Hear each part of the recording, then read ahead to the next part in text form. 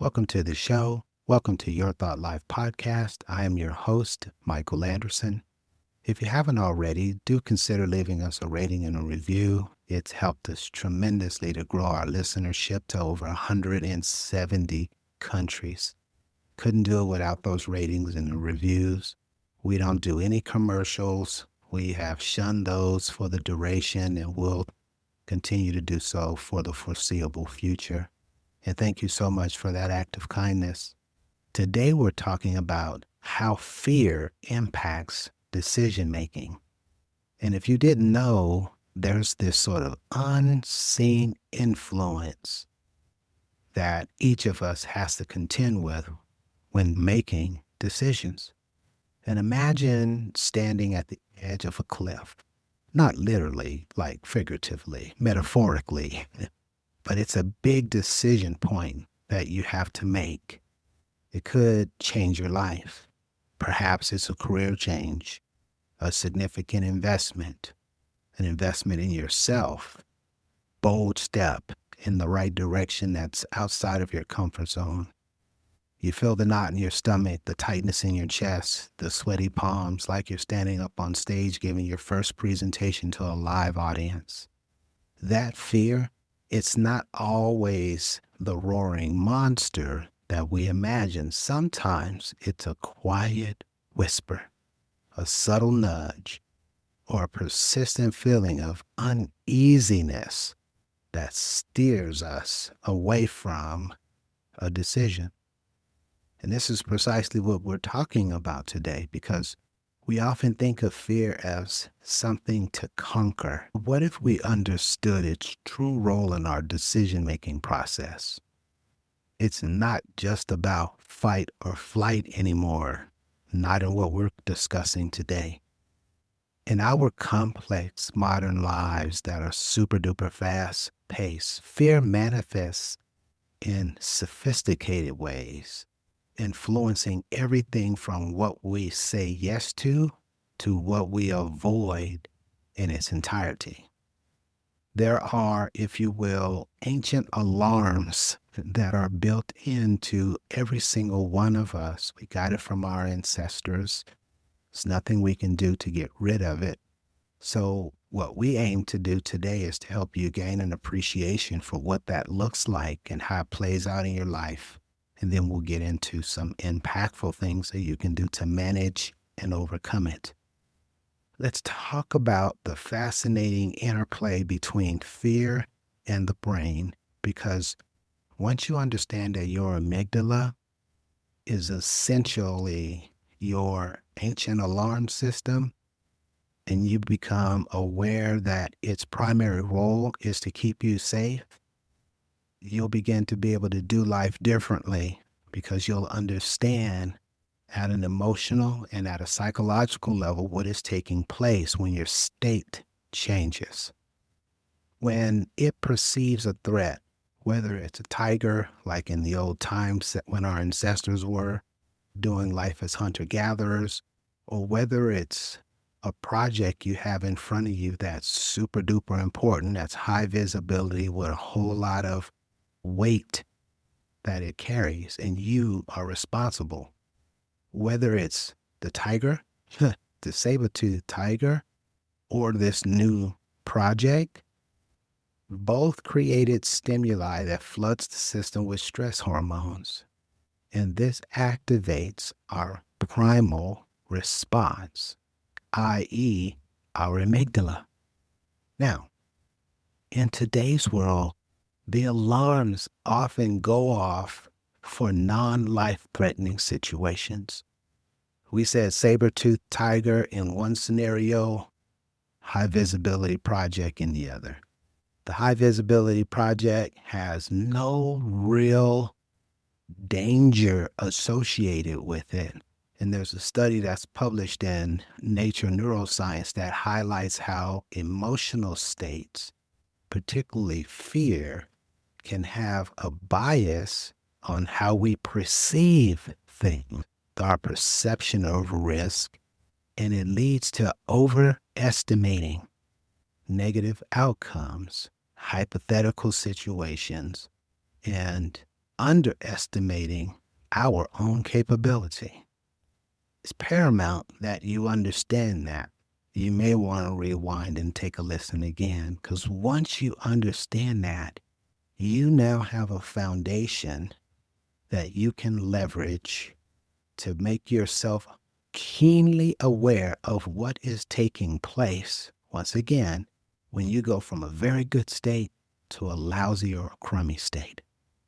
This isn't a flaw in our character. We got it honest, so to speak, from our ancestry. Our brain is simply doing its job, albeit sometimes a little too much. Some might suggest it's being a bit overzealous. And if we don't understand this, what happens is we continue in a pattern of behavior that we absolutely deplore, but feel like there's nothing we can do about it. So, let me say this before we jump into the practical application. Fear rarely announces itself with a trumpet. It's very subtle. Instead, it wears many different masks. And depending on your composition, your beliefs and biases, and how you were reared will determine how it shows up in your life. But it could come across as delays, as procrastination, as fear of failure, as self-sabotage. All of these elements are creating for you pause long enough for this to continue to spin up, long enough for you to say, I don't think I should move forward with this. The big idea is to grab your attention, halt your progress, spin up enough doubt where you say, I don't think this is for me. Consider the entrepreneur who has a brilliant idea but never launches because of the fear of market rejection, or the professional who stays in a comfortable but unfulfilling job because of fear of financial instability. Both two separate situations, same outcome, same sets of circumstances from a fear-based perspective that entered in subtly to create a decision that wasn't necessarily the best one.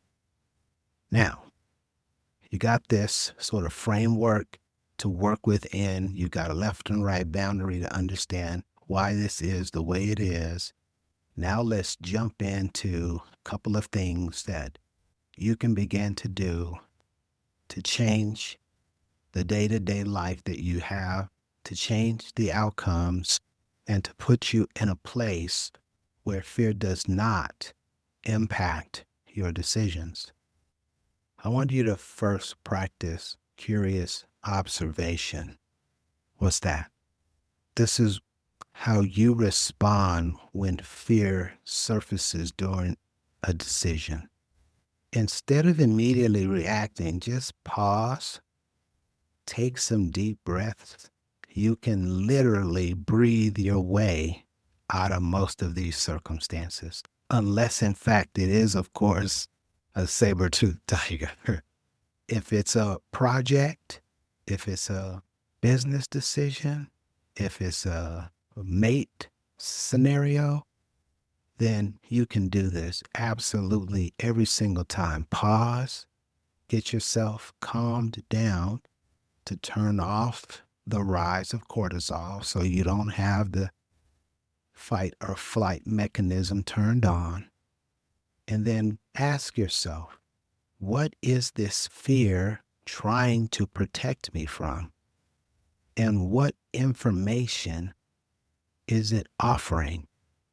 When you do this, you will have then a locus of control such that you are not reacting out of desperation, out of fear, out of environmental circumstances. You're simply coming from a place of curiosity. Not that we're in denial either, but you're coming from a place of curiosity, which is neutral, right? So you're not trying to push it away, which can be an amplifier. You're just saying, hey, what are you protecting me from? And what information do we have to show that this is a real set of circumstances that's bound to play out with greater than 90% probability. This shifts you from a reactionary state to a thoughtful state. Let us not forget, before you do this, you have retained what we talked about before we got to the practical application, and how unseen influences are always at work trying to shape our decisions. How we've got this sort of ancient alarm system through the amygdala, which is trying desperately to protect us from every type of situation that it thinks can create harm. Once you really got that down and you've got that settled, then you can move on to this, followed by number 2.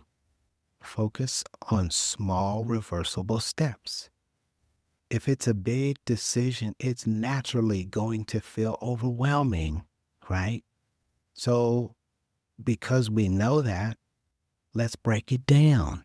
Let's break it down into small, manageable pieces. What's the smallest, least risky action you can take today? And this is going to build for you confidence. It's going to build for you momentum. And gradually, you're going to be desensitized from the fear. Why? It's not a big elephant now. It's just a foot, right? It's just a half of a tusk. It's not the whole elephant. Being silly, but you know where I'm coming from. As an example, if you're afraid to launch a new product, a new service, enter into your entrepreneurial capacity, right? Maybe the first step is to talk to 5 potential customers and not to build the entire project, not to build a portfolio, not to build everything necessary for the service until you have field tested it. Little, small, incremental steps like this, again, desensitize fear and bring it down to such a level where now it's manageable. And this is precisely what we want to get from these 3: relief and management. As such, let us move into number 3, which is to engage in scenario planning.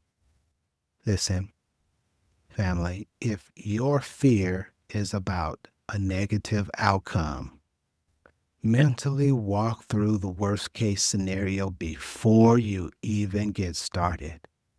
Map out all of the big ticket items and then find out what the solutions are. If in fact you were ever to experience any of them, 85% chance says you won't. But if you do, have them already mapped out. Hence, scenario planning. We say that differently to make sure it hits home. What would it actually look like? Ask yourself that worst case scenario question. And then follow up with, what steps would I take to recover from that? And often what you're going to find is that the imagined worst case is far more terrible, far more frightening than the reality. And having a plan can significantly reduce the power and the grip that fear places on us. I've been doing this specific step for over 10 years now, and I'm telling you, it's rock solid. It absolutely works under all circumstances. I need you to know that the goal isn't to become fearless, but to become courageous. To understand that you've got this ancient system that you got without your desire, and it will sometimes create situations for you that are less than ideal.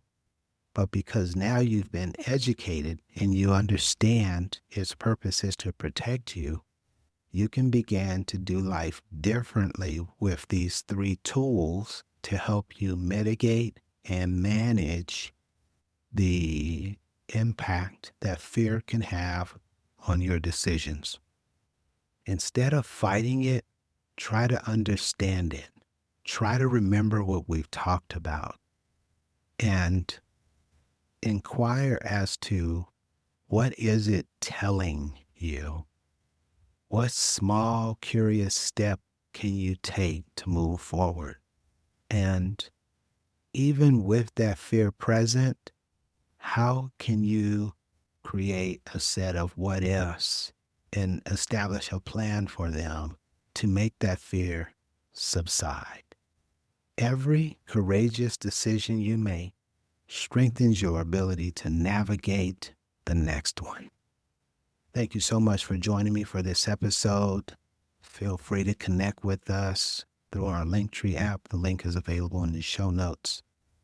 You are enough, family. You can do it, and you are uniquely equipped to realize your goals. Until next time, take care and keep fighting fear.